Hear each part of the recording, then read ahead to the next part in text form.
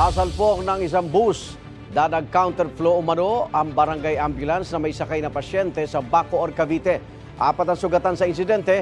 May unang balita si Bam Alegre. Wasak ang harapan ng isang barangay emergency vehicle matapos sumalpok sa isang poste sa kahabaan ng Aguinaldo Highway sa Panapaan 1, Bacoor, Cavite kagabi. Nagmula sa Dasmariñas, Cavite ang sasakyan para maghatid daw sana ng isang pasyente sa Philippine General Hospital o PGH sa Maynila. Nakasalubong daw nito ang isang bus na wala sa lane nito. Yung vehicle namin dapat papunta siya ng PGH actually para maghatid ng patient. And then ang report sa akin kanina, nag-counterflow yung bus.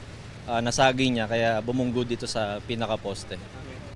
Sa mga larawang ito mula kay Barangay Captain Jam Ibardolasa, kita ang mga sugat na tinamo ng driver ng emergency vehicle. Isinugod siya sa pinakamalapit na pagamutan. Main driver nasa pagamutan ngayon.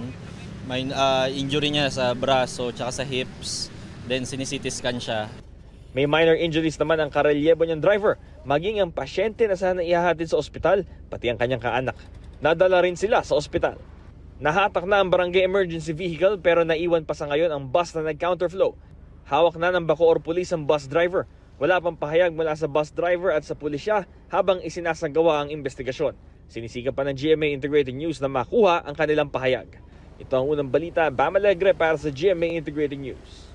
Igan, mauna ka sa mga balita, mag-subscribe na sa GMA Integrated News sa YouTube para sa iba't ibang ulat sa ating bansa.